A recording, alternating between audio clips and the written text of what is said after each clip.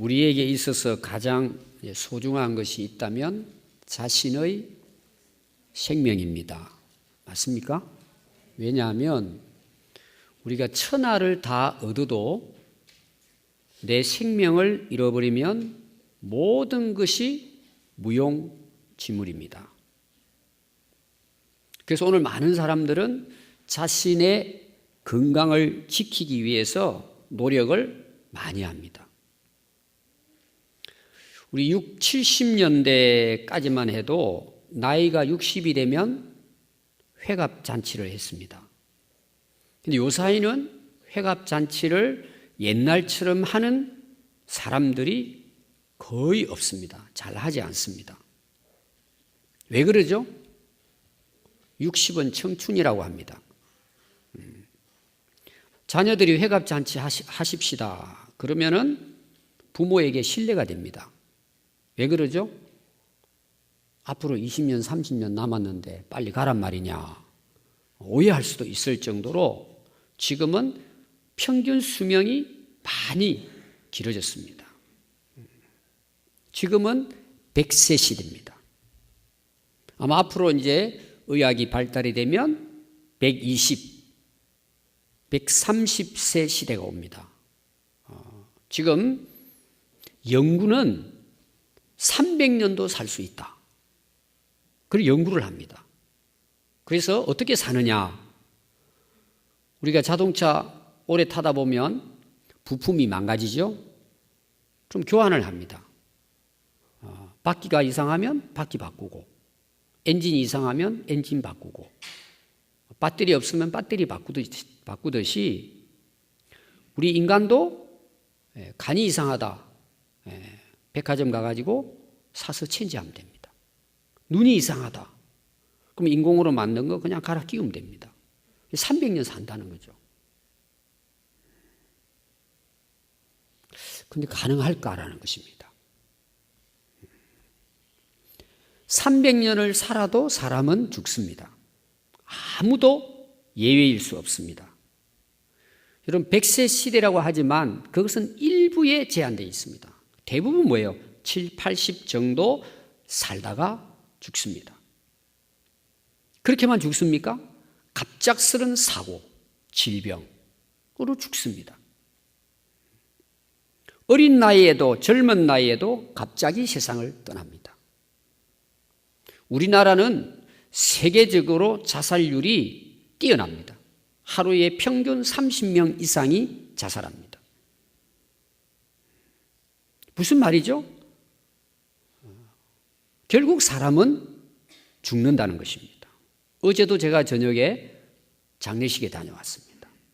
제가 아는 목사님이신데 그동안 이제 몸이 좀 많이 안 좋으시고 오랫동안 이제 힘들게 목회해 오셨는데 어제 아침에 사모님이 목사님 깨우러 방에 들어갔더니 주무시더랍니다. 그래서 빨리 일어나라고 했더니 소식이 없대요. 돌아가신 거예요. 그냥 편안하게 그렇게 돌아가셨습니다. 우리 오늘 여기 앉아 있지만 우리도 언제 죽음을 맞이할지 아무도 모릅니다. 나이하고 상관없습니다. 그런데 여러분 성경을 보십시오. 성경의 약속은 우리에게 영생을 약속합니다. 그냥 뭐 100세를 살고 120세를 살고 300년을 사는 게 아니라 성경은 영생을 약속하고 있습니다. 여러분 아멘 안 하시죠? 그냥 100살 살다가 영생을 약속합니다. 성경은. 그래서 여러분 요한복음 주제가 뭘까? 다 성경은 영생을 약속하지만 특별히 요한복음은 영생에 대한 약속의 말씀입니다. 주제가 뭐냐? 생명, 영생이 요한복음의 주제입니다.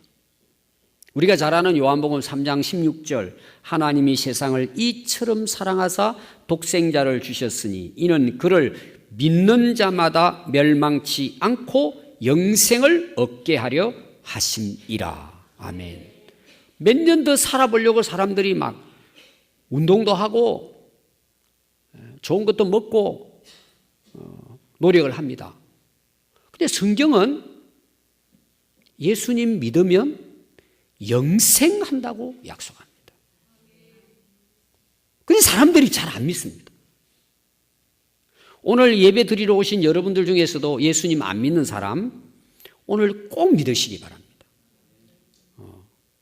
예수 믿으면 100살을 200살을 사는 게 아니고 영생한다고 약속하고 있습니다. 왜 안 믿습니까 이거를? 우리가 몇 년 더 살아보려고 그렇게 애를 쓰고 노력하는데 영생을 얻는다고 세상을 창조하신 하나님이 약속하고 있는데 왜 이 말씀은 안 믿냐 말이죠. 교회를 다니면서도 얼마나 불행해요. 그래서 우리가 흔히 말하는 복된 소식, 굿뉴스, 복음이 뭐예요? 여러분 복음인 복된 소리잖아요. 복된 소식입니다. 뭐가 복된 소식이에요? 예수 믿으면 영생한다는 소식이에요. 아멘. 여러분 우리 기독교는 여러 가지 좋은 점 많아요. 그러나 주제가 뭐예요? 요한복음의 주제처럼 예수님 믿으면 영생한다는 것입니다. 여러분 이것만큼 복된 소식이 있을까요? 세상에. 몇 년만 더 산다 그래도 사람들이 그냥 온갖 것 다 먹으려고 하는데 예수 믿으면 영생한다는데 여러분 이것만큼 복된 소식이 있을까요? 오늘 정말 여러분 예수님 믿고 영생 얻는 복이 있기 바랍니다. 여러분 교회 다니는데 이거 없으면 뭔 소용이 있어요? 교회 다니는 게 아무 의미가 없는 거예요. 그래서 오늘 읽은 말씀은요 몇 가지 이렇게 구분을 해보면 이런 내용입니다. 첫 번째 내용이 뭐냐 하면 예수님이 누구시냐라는 말씀입니다. 여러분 예수님 누구시라고 말씀하고 있느냐? 하나님의 아들이시라는 거죠. 그래서 요한복음의 주제는 하나님의 아들이에요. 예수님은. 그럼 하나님의 아들이라는 말은 또 다른 말로 말하면 무슨 말씀이냐? 하나님과 동등되시다는 뜻이에요. 하나님의 아들도 뭐예요? 하나님이시다. 이게 요한복음의 주제예요. 1장부터 나오는 말씀입니다.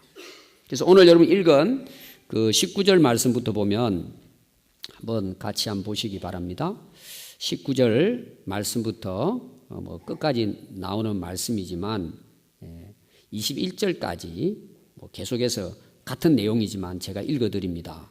그러므로 예수께서 그들에게 이르시되 내가 진실로 진실로 너희에게 이르노니 아들이 아버지께서 하시는 일을 보지 않고는 아무것도 스스로 할 수 없나니 아버지께서 행하시는 그것을 누구도 하신다고요? 아들도 그와 같이 행하신다. 예수님이에요. 또 20절에 보면 아버지께서 아들을 사랑하사 자기가 행하시는 것을 다 아들에게 보여주신 거예요. 그럼 예수님 다 아신단 말이죠. 또 그보다 더 큰 일을 보이사 너희로 놀랍게 여기게 하시리라. 놀라운 일들을 그의 아들 예수님이 행하실 것이라는 것입니다. 또 21절에 보시면 아버지께서 죽은 자들을 일으켜 살리심같이 아들도 자기가 원하는 자들을 살리느니라. 결론은 뭐죠? 하나님께서 우리 인간을 창조하시고 생명을 불어넣어 주시고 또 죽은 자도 살리시듯이 그의 아들 예수님도 우리를 살리시는 분이라. 생명을 주시는 생명의 근원이시라는 그런 말씀입니다. 두 번째 말씀은요, 하나님은 그의 아들 예수님께 생명을 살리는 권세뿐만 아니라 죄인을 심판하는 권세도 주셨다는 것입니다.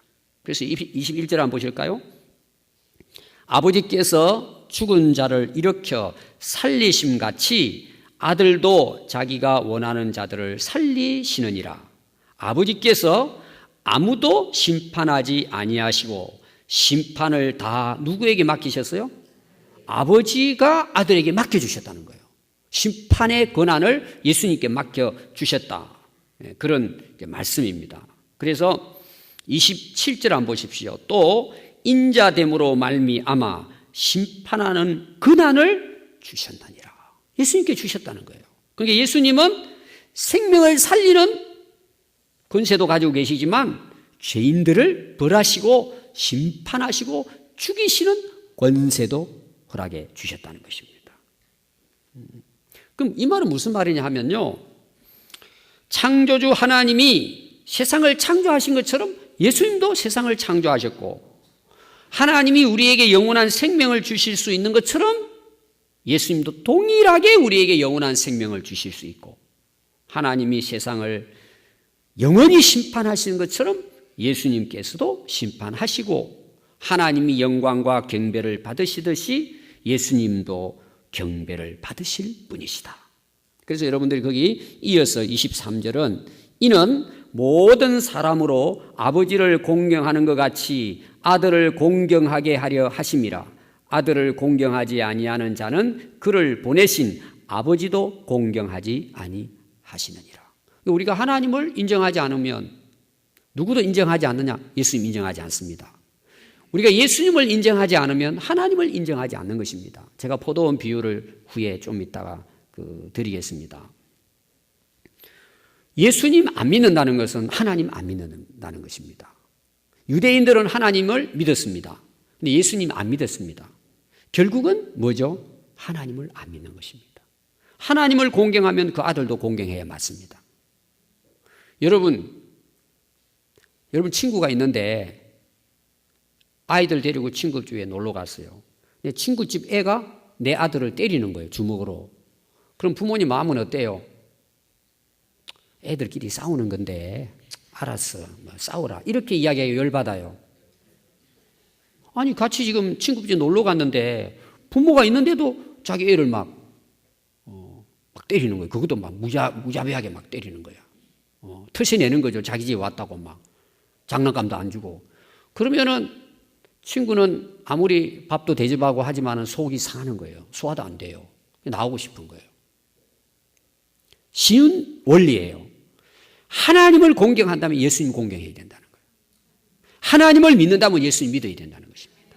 일치되는 거죠. 결론은 뭐예요? 그 하나님이 사실 예수님이세요. 그러니까 하나님께서는 예수님께 모든 권한을 다 맡겨주셨다는 것입니다. 그러니까 우리가 예수님을 잘 믿는다는 말은 하나님을 잘 믿는다는 것입니다. 그래서 하나님께서 뭐예요? 예수님을 통해서 우리에게 영원한 생명을 주시는 것입니다. 그래서 요한복음 5장 24절이죠. 우리가 너무나 잘 아는 말씀입니다. 이어서 보니까 내가 진실로 진실로 너희에게 이르노니 내 말을 듣고, 예수님 말씀이죠. 예수님 말씀이 뭐예요? 복음입니다. 천국의 복음이에요. 하나님 말씀입니다. 그러니까 내 말을 듣고 나 보내시니, 나에게 이 말씀을 전하라고 보내신 하나님, 그 하나님을 믿는 자는 영생을 얻고 심판에 이르지 아니하나니 사망에서 생명으로 옮겼느니라. 보십시오. 영생의 문제는 예수님을 믿는 것에 달려 있습니다. 여기에 말씀을 보시면은 사망, 죽었다, 이런 내용들은 전부 어떤 내용이냐 하면 영적으로 죽은 자들을 의미합니다. 육신적으로 죽은 것을 말하지 않습니다. 그러니까 예수님을 알지 못하고 하나님을 등지고 살아가는 사람들은 하나님과 상관이 없잖아요. 그러니까 뭐예요? 결국은 그 영혼은 죽은 것과 같은 것입니다. 저는 오늘 아침에 잠시 와서 여기 이제 그 부활절 아침 설교하기 전에 여기 와서 기도하는데 하나님 그런 마음을 주셨어요. 너 여기 내가 살아있다는 건 너 믿느냐고 말씀하시는 거예요. 오늘 성도들이 나와가지고 하나님께 예배 드리는데 정말 저들이 여기 지금 하나님이 살아 계시다고 생각하고 예배 드리고 있느냐고 물어보시는 거예요. 제가 깜짝 놀랐어요. 다 우리 하나님 믿잖아요. 예수님 다 믿잖아요. 근데 오늘 예배 시간에 내가 지금 여기 살아있다는 걸 신자들이 믿고 예배 드리고 있느냐라고 물어보시는 거예요. 저에게도 너 진짜 내가 여기 지금 살아있다는 걸 너 믿느냐는 거예요. 당연히 우리는 그렇게 생각하고 신앙생활 하는데 놓쳐버리는 거예요. 교회 다니는 걸로 생각하는 거예요. 예배 드리고 있다고 생각하는 거예요. 그냥 여기 하나님이 살아있다고 우리가 생각하고 예배 드리냐는 거죠. 이게 무슨 말이냐 하면요, 우리가 예배 시간에 이 외계 예배의 장소에는 있지만 내 심령 상태가 어떠하냐 이거죠. 형식적으로 예배 드릴 수 있어요, 여러분들이. 근데 진짜 내 이 마음, 영혼의 상태는 하나님 앞에 어떤 상태냐는 거예요. 진짜 하나님을 살아계신 분으로 오늘 예배 드리고 있느냐는 거죠. 그럼 여러분 어때요? 예배하는 마음의 자세뿐만 아니라 행동 태도도 완전히 바뀌어지는 거예요. 어떻게 함부로 여러분 예배당을 뛰어다닙니까? 어떻게 함부로 말을 합니까? 그 예배 그냥 예배 시간이니까 그냥 와서 생각 없이 들이다 그냥 떠나버리는 거예요. 하나님하고 아무 상관없어요. 그게 죽음이라는 거예요, 성경에서는. 그걸 영적 죽음이라고 하는 거예요. 여러분, 교회 다닌다고 구원받는 게 아닙니다. 예배 드린다고 그 예배 하나님 다 받으시는 것이 아닙니다. 살아계신 하나님을 믿고 그리스도를 믿을 때 영생을 얻는 것입니다. 그 하나님은 지금도 살아 여기 우리와 함께 하십니다. 여러분, 우리가 진짜 하나님을 눈으로 보고 하나님 여기 앉아 계신다면 여러분 예배 우리가 적당히 그냥 와가지고 그냥 생각 없이 드리다가 그냥 끝나면 돌아가 버리고 여러분 그렇게 예배 드릴 수 있습니까? 그리고 내 마음대로 그냥 자유롭게 내 하고 싶은 대로 쉽고 편리하게 그냥 예배 1시간 때우고 여러분 갈 수 있겠습니까? 두렵고 떨림으로 우리가 하나님께 나갈 수 없죠. 그게 경외함이에요, 여러분. 경외는요 그냥 되는 게 아니고 하나님이 여기 지금 살아계신 존재하시는 분으로 믿고 인정하는 거예요. 그때 우리가 뭐예요? 두렵고 떨림으로 하나님을 경외함으로 예배도 드릴 뿐만 아니라 우리 일상생활 속에서 살아갈 수 있는 것입니다. 그게 믿음이에요, 여러분. 머릿속에서 나 예수 믿어. 제가 볼 때는 그 믿음 가지고 아마 영생 얻기는 저는 어려울 거라고 생각해요. 뭐 결과는 모르겠지만 아니 내가 실제 살아계신 분으로 안 믿는데 그 믿음이 여러분 온전한 믿음이라고 할 수 있겠습니까? 오늘 부활절이잖아요. 너무나 많이 듣는 단어예요. 예수님 부활하셨다. 그거 다 우리가 알죠. 그 부활하신 예수님이 지금 여기 계시냐는 거예요, 나에게. 오늘 예배 드리는데 내가 그분께 예배 드리고 있느냐는 거예요, 지금. 아마 그런 현실적인 믿음이 없다고 한다면 제가 봤을 때는 영생은 어렵다고 저는 생각해요. 그냥 머리로 아는 믿음? 그게 속는 거야, 자기가. 자기 스스로. 나는 교회 다녀. 나 예수 믿어. 그리고 그것이 내게 영생을 가져준다고 착각하는 거예요. 그건 잘못된 믿음이에요, 여러분. 그건 여러분들이 알아요. 지금 여러분들에게 점검해 보면 제가 볼 때는 뭐 정확하진 않지만 8, 90%는 여러분들이 여러분 스스로를 평가할 수 있습니다. 믿음이 있는가 확인해 보라 그랬잖아, 예수님께서. 확정해 보라는 거예요. 그 믿음이 뭐예요? 나에게 영생을 주는 거예요. 대충 믿는 믿음을 이야기하는 것이 아닙니다. 오늘 제 말씀의 결론은 마지막 구절입니다. 제가 이제 25절부터 이어서 읽겠습니다. 진실로 진실로 너희에게 이르노니 죽은 자들이 하나님의 아들의 음성을 들을 때가 오나니 곧 이때라. 듣는 자는 살아나리라. 자, 여기에 죽은 자들은요, 아까 제가 이야기한 영적 죽음입니다. 이때는 뭐냐? 예수님이 지금 전하는 말씀이에요. 그 예수님이 전하는 말씀을 듣고 믿는 자는, 그 음성을 믿는 자는 뭐예요? 살아난다는 거예요. 영생이죠.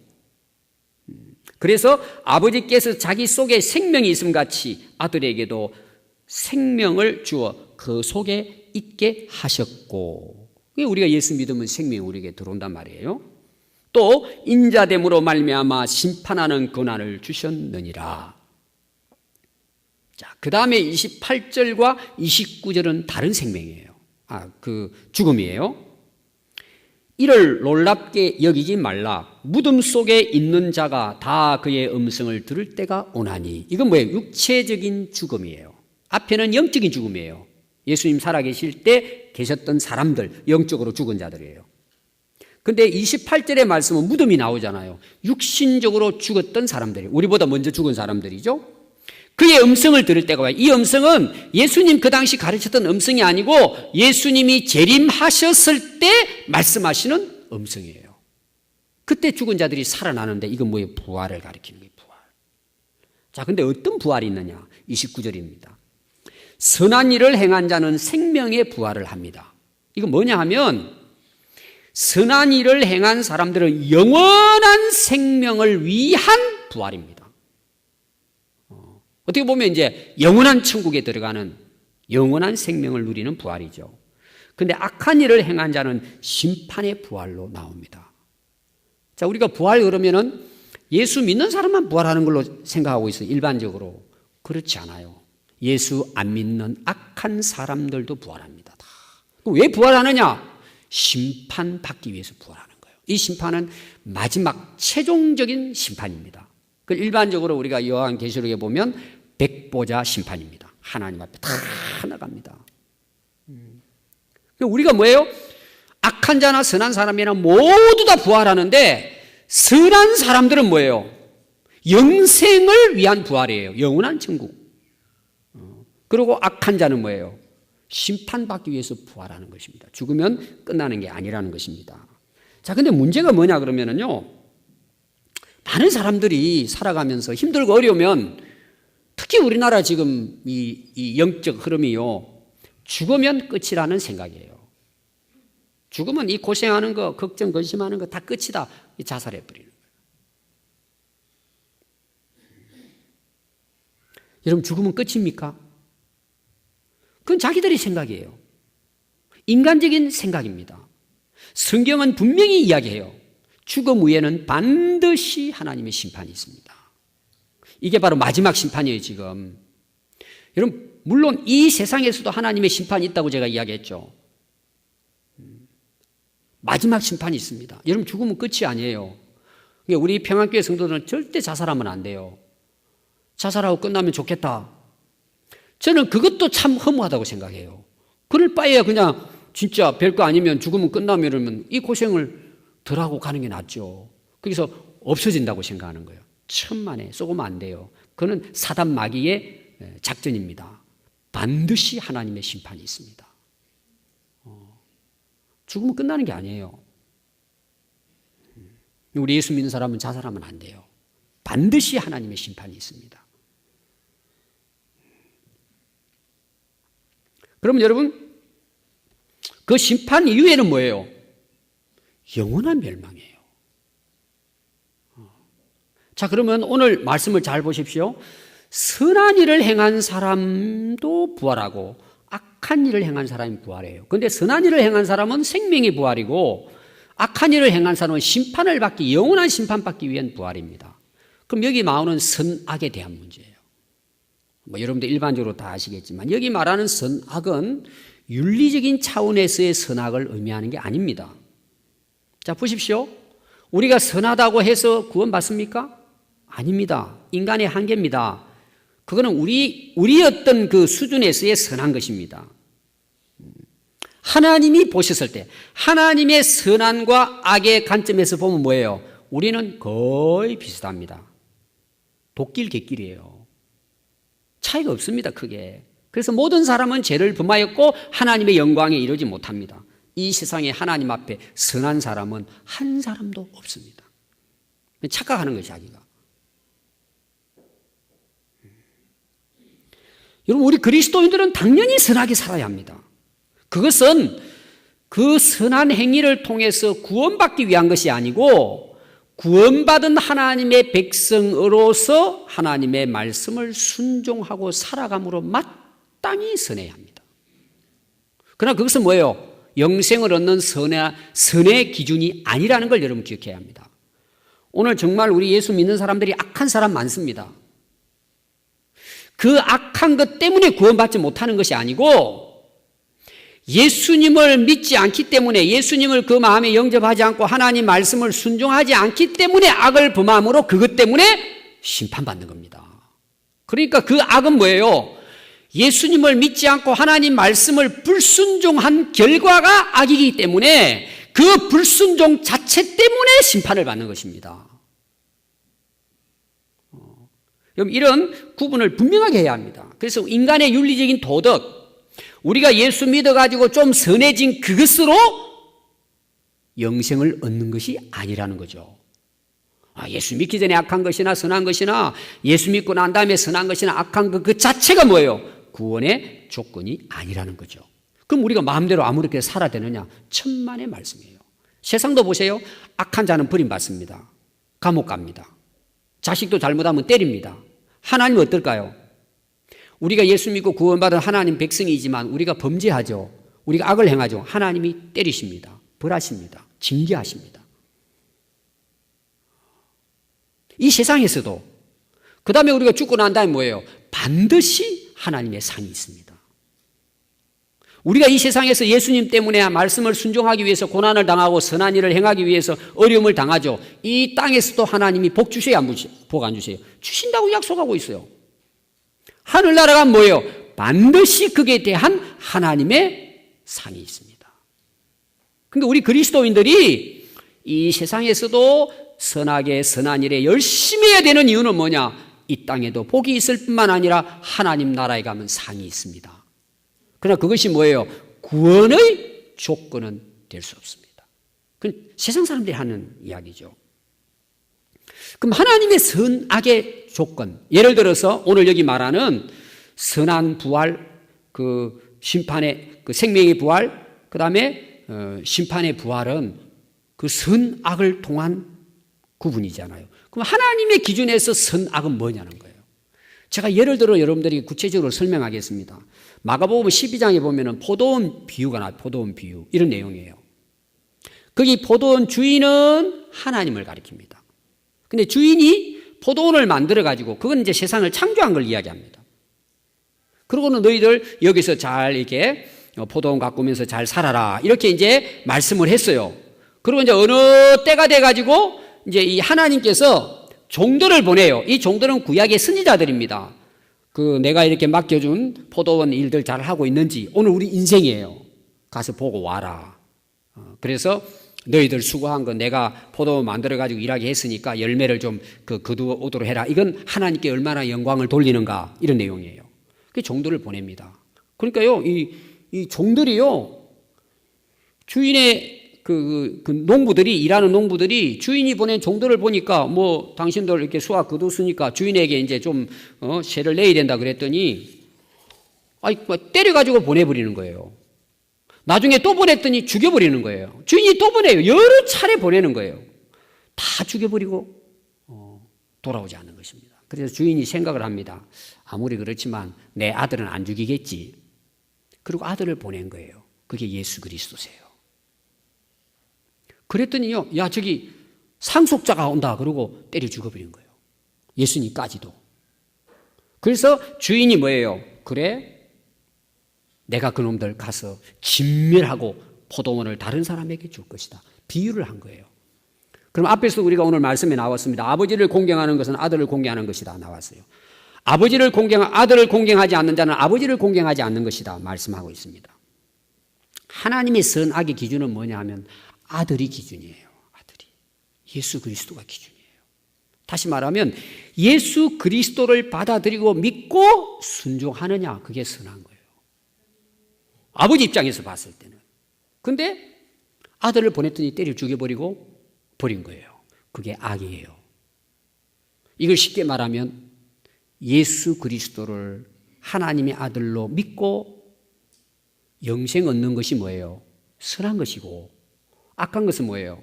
그의 아들을 죽이고 거부하고 믿지 않고 멸망당하게 하는 거예요. 그게 악이에요. 그래서 하나님 편에서 영적인 선악은 뭐예요? 예수 그리스도를 믿느냐 믿지 않느냐 기준이에요.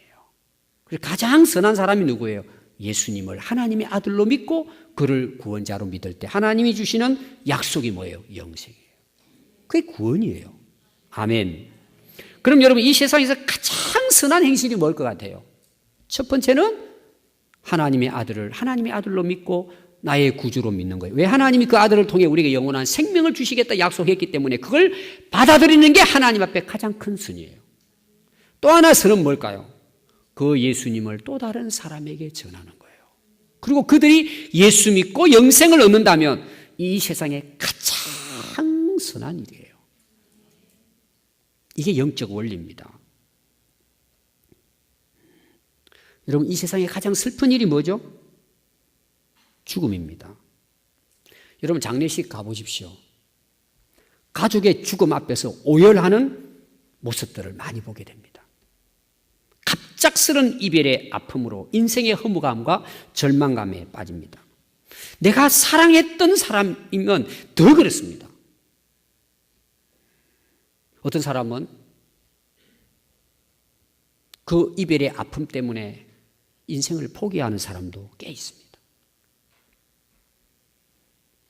누구에게나 죽음은 두려움입니다. 그런데 오늘 저와 여러분들이 지금 그 죽음의 문턱에 지금 서 있습니다. 우리는 모른 척하고 살지만 우리는 죽음과 삶의 양길을 지금 걷고 있는 겁니다. 깜빡하고 넘어지면 죽음이에요. 여러분, 이거는 기정사실이에요. 여러분들이 뭐 인정하고 안 하고 아무 상관없어요. 죽음은 바로 내 옆에 있어요. 근데 사람들이 그래서 이 죽음을 두려워합니다. 근데 몰라요. 죽음이 두려운 게 아니에요. 하나님의 심판이 두려운 거예요. 사람들이 그걸 잘 몰라요. 죽음을 두려워하는 이유가 하나님의 심판이 있다는 것 때문에 두렵다는 걸 모르고 있다는 거죠. 죽음이 기정사실이듯이 하나님의 심판도 기정사실입니다. 영생과 영벌이 있습니다. 천국과 지옥이 있습니다. 성경은 우리에게 그것을 말하고 있습니다.